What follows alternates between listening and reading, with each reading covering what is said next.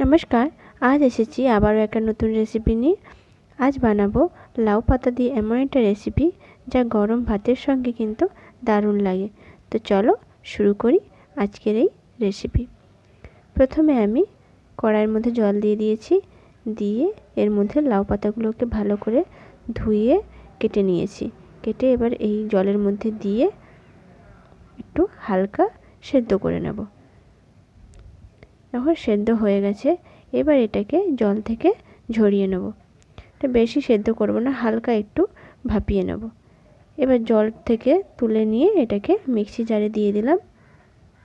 দিয়ে দেব 4টে কাঁচা লঙ্কা, দিয়ে এটাকে পেস্ট করে নেব।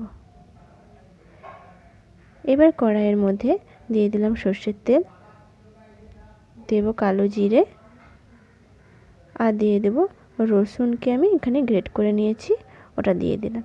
দিয়ে এবার এটাকে একটু ভালো করে ভেজে নেব। ভেজে এবার এই যে পাতাটাকে আমি পেস্ট করে রেখেছিলাম ওটাকে দিয়ে দিলাম। দিয়ে এটাকে একটু সময় নিয়ে ভালো করে কিন্তু এটাকে নাড়তে হবে। এবার পরিমাণ মতো দিয়ে দিলাম নুন, দিয়ে এটা আঁচ কমিয়ে কিন্তু ভালোভাবে এটাকে নাড়তে হবে। যত ভালোভাবে নাড়া হবে তত কিন্তু এটা খেতে আরও ভালো লাগবে।